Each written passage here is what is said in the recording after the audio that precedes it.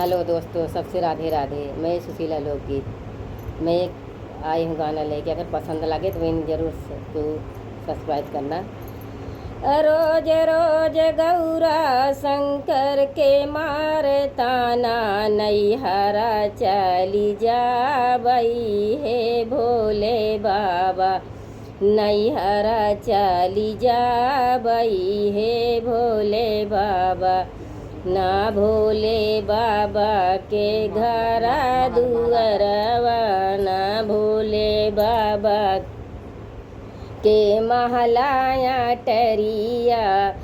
ऊंचे पहाड़वा से मोर मन भागा, ऊंचे पहाड़वा से मोर मन भागा। नैहरा चली जाबई हे भोले बाबा, नैहरा चली जाबई हे भोले बाबा।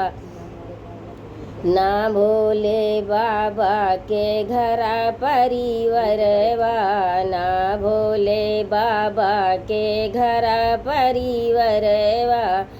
भूतवा परतवा से मोर मन भागा, भूतवा परतवा से मोर मन भागा।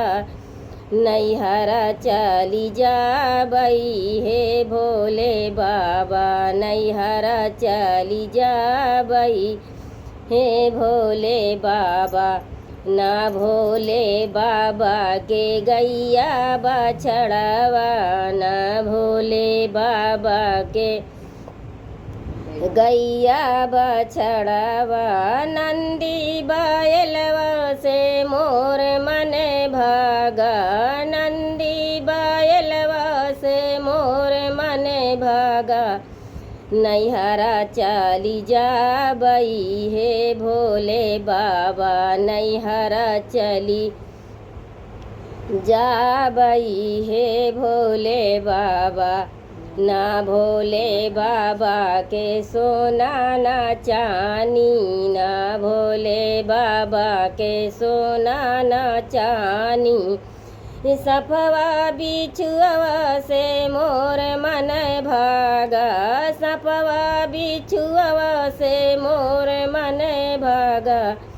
नैहरा चली जाबई हे भोले बाबा, नैहरा चली जाबई हे भोले बाबा। ना भोले बाबा के गद्दा गलैचा, ना भोले बाबा के गद्दा गलैचा। कुश के चटैया से मोर मन भागा, कुश के चटैया से मोर मन भागा। नैहरा चली जाबई हे भोले बाबा, नैहरा चली जाबई हे भोले बाबा। हाँ यार, बैठा।